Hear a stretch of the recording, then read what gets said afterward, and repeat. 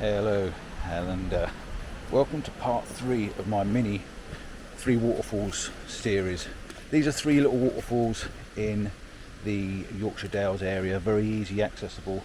As you can see, I've got no coat, no hat. I've parked literally just there, and the waterfall gate is here, and we're heading to Scaleber Wood and Scaleber Force. So let's give this a go. 80 yards, look at that, 80 yards to the waterfall. Can't ask for better than that, can you really?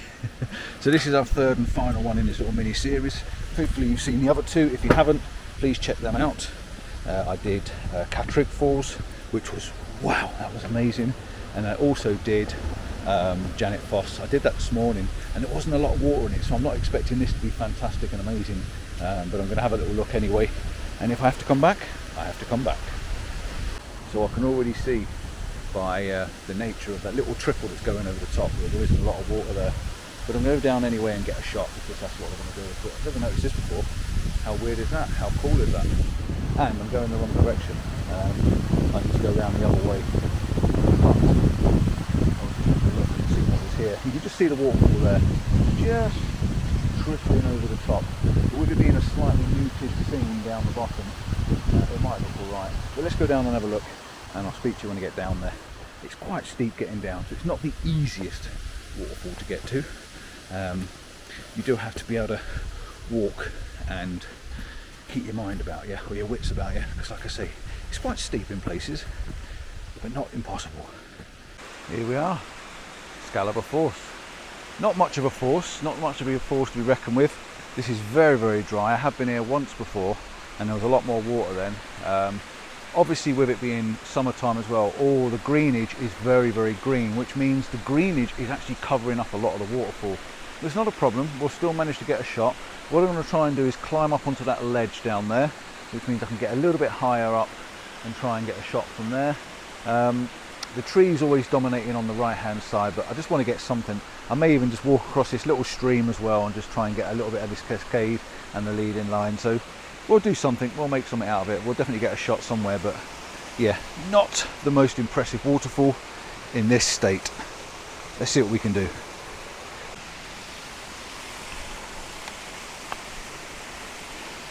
So obviously when I'm out on my own, safety is always the first priority. Now I did just climb up onto this ledge, and I don't quite know how I'm going to get down. It's extremely high, and I had to roll myself onto it.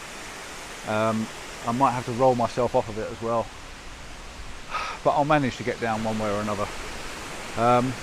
Yeah, I'm going to go for something straightforward first of all. I love the greens over on the left here. The greens on the left here are amazing. So yeah, let's just frame something up. Let's get it moving. Put the polarizer on, and let's see what we can do with this. Now, if you don't know what filters I use the Maven filters, lovely little blue case, and the Maven filters are all color coordinated inside. You can see I've got a blue one. The blue one is my polarizer, and it just sticks on the front. And then I've got a gold one, which is my 10 stop. I've got a pink one, which is my 6 stop, and I've got a red one, which is my 3 stop. Don't know whether I need them in here because it's dark in here. It's in the canopy of these trees, which is nice because it's hiding that top triangle of doom, and we all know who says the triangle of doom, don't we? And if you don't know, message in the comments below, tell me who it is. And first of all, we're going to frame something up. I'm going to put my ISO on my lowest for now. I've got F11, which is going to slow it down. It's giving me about 3 seconds, so let's give this a bash and just see what we get to start with, and then we'll work from that.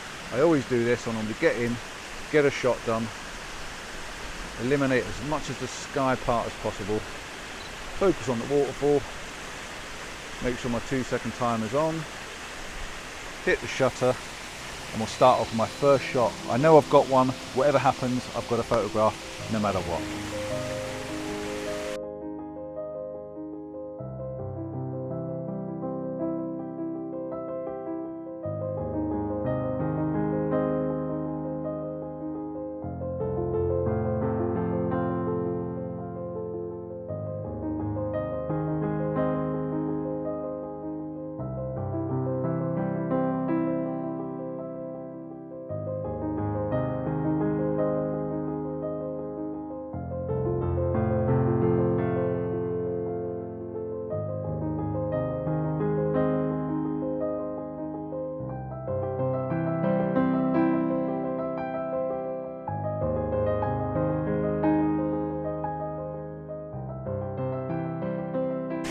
So I think one of the most impressive parts of the waterfall is actually the fan sort of bit where it sort of spreads out a little bit more. So I've just zoomed in a little bit to try and just get a shot of that on its own. And I've got to underexpose it slightly because the highlights are really, really bright. Water, isn't it? It's white against a really dark background, so I'm underexposing it, and I'm bracketing so I've got that balance of the different exposures and the different sort of ways of shooting it. And I'm trying different ISOs as well. I'm actually picking my ISO up and changing my f-stop between f8 and f11 because I want to try and get a variation of water speed just to see what I prefer when I get back on the bigger screen. When I look on the small screen, it looks great, but sometimes when I get back and I look at it, I think, ooh, it's too much movement, you know. So by changing my ISO and putting up to like even 640 ISO, you know, it's giving me a quicker shutter speed and just to slow that water down just a little bit more. Because cascades seem to be falling quite a lot, aren't they? So there's a lot of movement in them. When it's water that's laying on the bottom, then you want a longer exposure. But the actual cascade itself is always a big tumble of water, so you need to sort of shoot that a bit faster to try and crisp it up a little bit. Otherwise it just looks like a big massive flow of water. I'll even try one at ISO 800 as well, just out of interest to see if that works.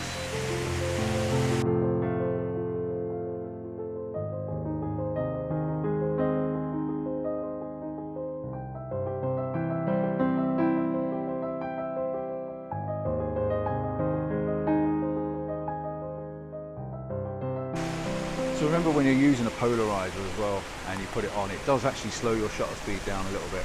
Now I've just changed my lens. I've put my wider angle lens on because I want to go for the wider image, because like I said, these greens are really, really nice. And the wind is blowing crazy at the top there. God. I'm glad I'm down here in the valley. Oh, say I'm down here in the valley. What if these trees come down on top of me? But my gosh, they're blowing a hoolie up the top there. Yeah, I wanted to go wide because I'm thinking I want to try and make that green pop and sort of get that glow of that green on the left hand side of the image. And my polarizer's full on because I really do want to take all the glare out, all of it, in all fairness. I quite like it without, but there is one issue. I've got a twig. I'm going to take this shot. I'm just going to literally show you this photograph, and I'm going to show you the difference between taking the twig out, because someone's had a big long stick or it's fallen off a tree and it's in my shot and I don't want it in my shot. So I'm going to go and move it out the way.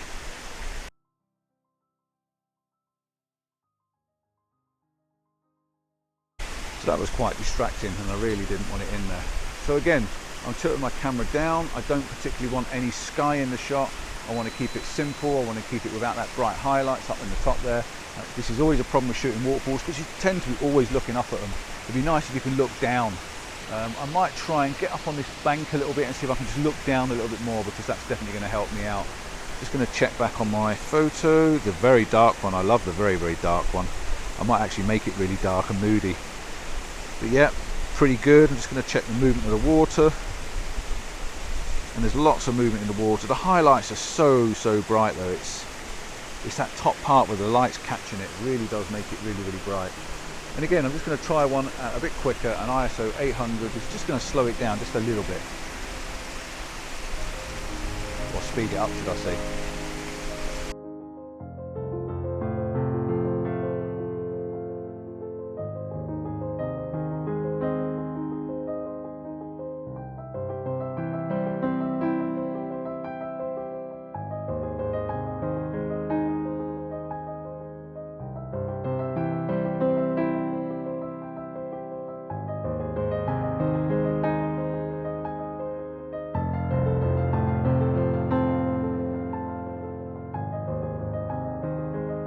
So I'm going to try something a little bit different. I'm going to try to keep the reflection in the water.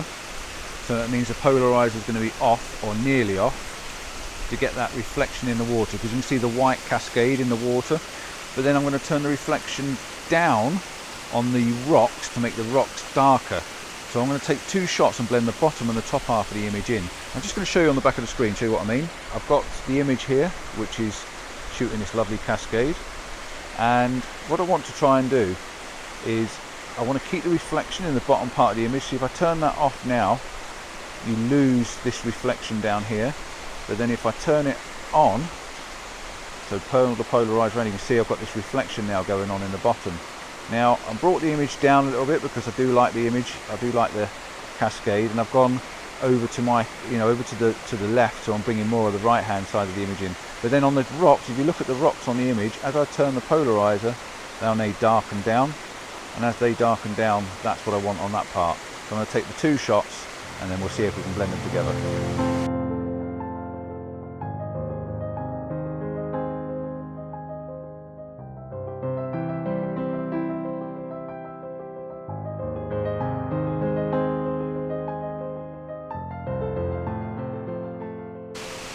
So I'm also, again, I'm going to try my quarter dark mist, I think it's called, slow glow. So I'm going to put that on the front as well. In fact, what I'm going to do first of all, just so I know what I'm doing, I'm going to take a picture of it, and I know that this is the image that's got the glow filter on. Then I know it's got the glow filter on. Otherwise, when I get back, it's really hard sometimes to see which one it is. But it does give it a little bit of a slightly mysterious look to it. So let's give this a go. It just softens the edges of things.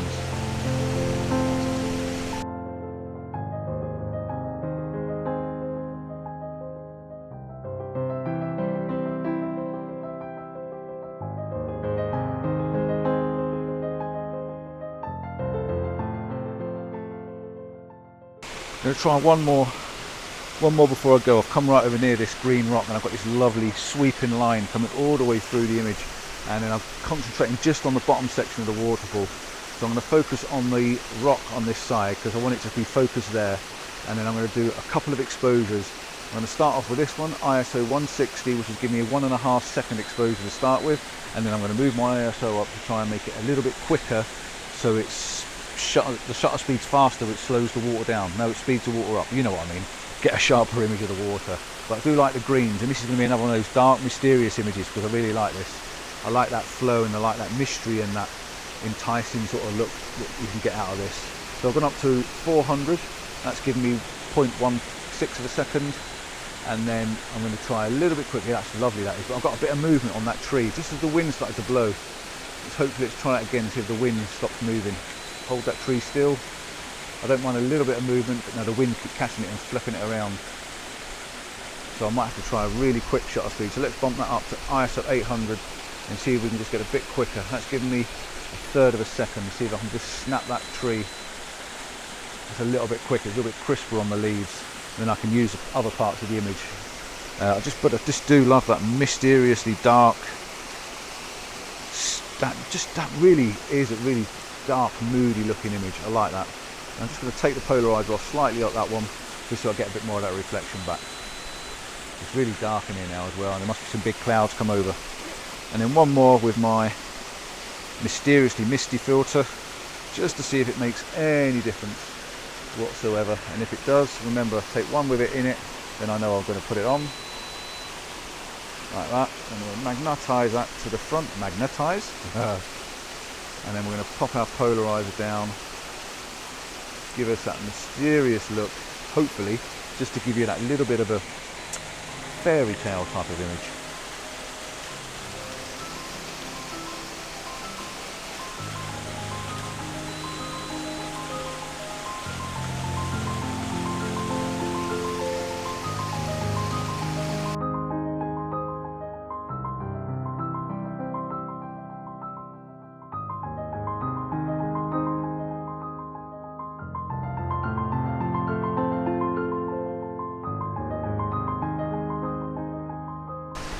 I think I'm done. I don't think I can probably get anything more interesting. There's not enough water around to be filling all these positions up. Like say positions, like different areas to stand. It's just little tiny trickles, and then the background looks too small and doesn't look very good. So I think for my compilation of 3 waterfalls, I think we're done.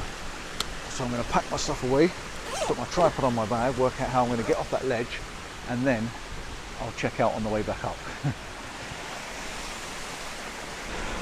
That's it, me done. 3 waterfalls, all in the same area within probably 6 miles, 7 miles of each other. So if you're going to do one, come and do them all. Do it early morning or out season, because you get a lot of people around them otherwise. I managed to get off that ridge, as you see. Again, if there's a lot of water, you can't get on that ridge because obviously the water flows across it, so it's not that easy to move around. Let's hope when I get back I've managed to produce a couple of nice images. If not, it don't matter. I've seen 3 waterfalls, but yesterday's one, which was part 2, Catterick Falls, God, that was amazing. That really was something else. So, thank you for watching. Don't forget to like and subscribe. I'm out of breath now. Don't forget to like and subscribe. Give us that thumbs up. Please share the video. Click on share. Post it on your Facebook group or something, or on your Facebook page. Other people might watch it, and it will help the algorithms. Ooh. For me, Scaleber Force, we're done. If you want to see more of these videos of me just going and shooting what's there, taking you on locations rather than actual spending hours talking about a photo, then let me know in the comments, and I will do my best to just go to places, show you where they are, give you the what 3 words, tell you where to park, and make it easy for you. Right, through the gate, back to the van, cup of tea and home. Ciao for now.